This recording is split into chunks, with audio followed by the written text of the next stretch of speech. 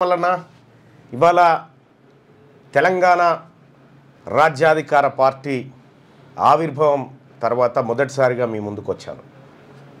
So ఇవాళ కొన్ని కీలకమైనటువంటి అంశాలను మీ ముందు మాట్లాడాలనుకుంటున్నాను. మరి కాసేపట్లో వరంగల్లో రాష్ట్ర కార్యవర్గ సమావేశం ఉండబోతా ఉంది. ఇవాళ 10:30 గంటలకు భద్రకాళి అమ్మవారి దర్శనం, ఆ తర్వాత 11 గంటలకు రాష్ట్ర కార్యవర్గ సమావేశం ఉంది. ఆ తర్వాత మీడియా సమావేశం 2 గంటలకు వరంగల్లో ఉంది. ఆ తర్వాత ఇతర కార్యక్రమాలు కూడా ఉన్నాయి. సో ఇవాళ మా పార్టీ రాష్ట్ర కార్యవర్గం వరంగల్లో కూర్చోబోతూ ఉంది. సో భవిష్యత్ కార్యాచరణ, పార్టీ నిర్మాణం, గ్రామీణ స్థాయి వరకు ఏ అంశాలను తీసుకోవాలనేటువంటి దానిపైన ప్రధానంగా చర్చించాలనుకున్నాం. ఇంకా వీటితో పాటు ఇంకా కీలకమైనటువంటి అంశాలు అనేకం ఉన్నాయి. సో ఇవి టీఆర్పీ పార్టీ టుడే షెడ్యూల్. అయితే ఇక తెలంగాణ రాజ్యాధికార పార్టీ ఏర్పడ్డ తర్వాత చాలామంది కడుపులో ఇన్ని రోజులు పెట్టుకున్నది డెలివరీ చేసుకోవడానికి సిద్ధపడతా ఉన్నారు. మరీ ముఖ్యంగా ఇక ఒక వర్గం వాళ్ళైతే తీన్మార్ మల్లన్న,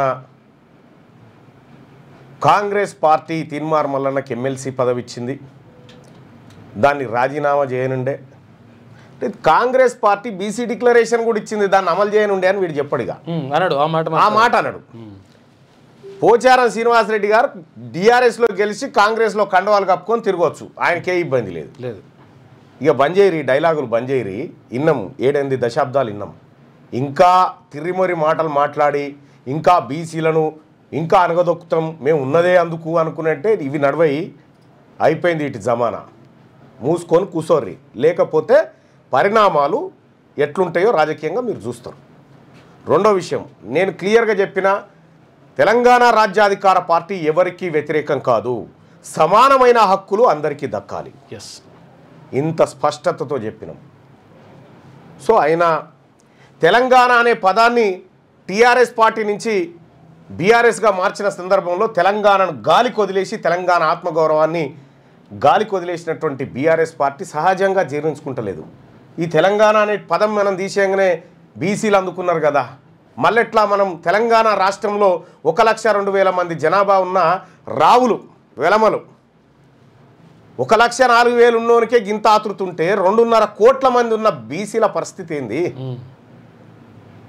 మీ పార్టీలకు, మీ వెలమలకు ఓ 2-3 పార్టీలు ఉండొచ్చు, మీ రెడ్లకు ఓ 4-5 పార్టీలు ఉండొచ్చు. బీసీలకు పార్టీ వస్తే అజీర్తి, కడుపు మంట, రకరకాల మీ బాధలు చూస్తూ ఉంటే, మీ బాధలు, మీ కథ, మీ కార్ఖానా చూస్తూ ఉంటే ఆహా ఇన్ని రోజులు ఇదా కథ అనిపించింది. ఎస్, 100% చెప్తా ఉన్నాం, తెలంగాణ రాష్ట్రానికి చివరి ఓసీ సీఎం రేవంత్ రెడ్డే. ఇక మీరు రాసి పెట్టుకొని అయ్యే ప్రసక్తే లేదు. వచ్చేది బీసీల రాజ్యమే. తెలంగాణ రాజ్యాధికారం ఈ బీసీ ప్రజల చేతుల్లోకి రాబోతా ఉంది తెలంగాణ రాజ్యాధికార పార్టీ తరఫున. ఇప్పటికే చాలామంది కొంతమంది బీసీ ఎమ్మెల్యేలు కూడా ఫోన్ చేసి ఇవాళ నిమ్మలం ఉందన్నా మాకు, ఇక మేము ఎవరిని గులాంగిరి చేయాల్సిన పని లేదు, ఇవాళ మాకు విలువ పెరుగుతూ ఉందన్న, మా పార్టీలను మమ్మల్ని గౌరవిస్తూ ఉన్నారు, రాగానే కూర్చో అంటారు అన్న. అదివరకేమో మా ముంగట కాలు మీద కాలు వేసుకొని వాళ్ళు కూర్చుంటే మేము సీట్లో పట్టుకొని కూర్చునేదన్నా. ఇప్పుడు ఆ పరిస్థితి లేదన్నా, ఉల్టా అయిపోయింది మొత్తం. మీరు పార్టీ అనౌన్స్ చేస్తేనే గిట్లుంది పరిస్థితి, మాకు లేని విలువలు పెరుగుతూ ఉన్నాయి వీళ్ళ దగ్గర అని చెప్తా ఉన్నారు. ఆ విలువలు తాత్కాలికమైన విలువలే, గుర్తుపెట్టుకోండి. ఆ విలువలు మిమ్మల్ని తడిబట్టతో గొంతు కోసే విలువలే తప్ప కొత్త విలువలేం కాదు. వాళ్ళు ఎప్పటికీ మనవులు కాదు, మీరు గుర్తుపెట్టుకోండి. అందుకే బీసీలు తెలంగాణ రాష్ట్రంలో ఉన్న 2.5 కోట్ల మంది బీసీల ఆత్మగౌరవ పతాకమే ఇది. మీ వ్యాపారం అభివృద్ధి కావాలని కోరుకుంటున్నారా? అయితే వెంటనే క్యూనస్ని సంప్రదించండి. Schools, colleges, banks, shops, office promotions, land promotions, political promotions, restaurant promotions, hospital promotions, పుట్టినరోజు వేడుకలు, శుభకార్యాలు, వ్యాపారాలు ఏవైనా, సందర్భం ఏదైనా ఇప్పుడే క్యూనస్ ద్వారా తెలియజేయండి. మీ వ్యాపారాన్ని అభివృద్ధి చేసుకోండి.